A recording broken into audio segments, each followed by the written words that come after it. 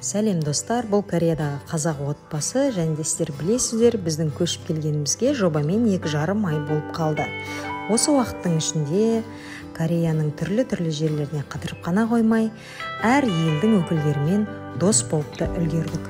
Бұл видеода біз Таиланд елінің өкілдерімен бірге осындай бір керемет саябаққа барғанымыз жайлы көре аласыздар. ЮНЕСКО ұйымының қарамағына кіретін бұл саябақта отбасымен керемет уақыт өткізіп қайтуға мүмкіндік жасалған. Мысалға, мына үстелдерде өзіңізбен бірге тамақ алып келіп пикник жасасаңыздар болады.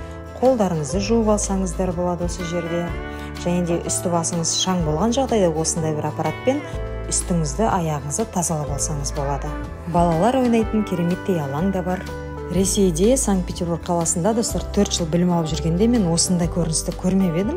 Орыстар да иттерді өте жақсы көреді, бірақ кәрістер сияқты иттерге арналған колясканы мен көрмеппін достар. Қараңыздаршы, шынымды айтсам, бұл мен үшін таңғаларлық жайт.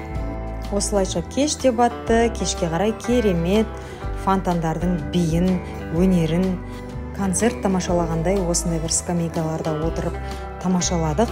Кореяның танымал әуені мен халықаралық классикалық музыкаларға сәйкес етіп судың билегенін көру өте керемет әсер берді, өйткені бұрын-соңды мен фонтан биін көрмеген екенмін. Корея жайлы қызықты ақпарат аккаунтымда көп, тіркеліп кетіңіз.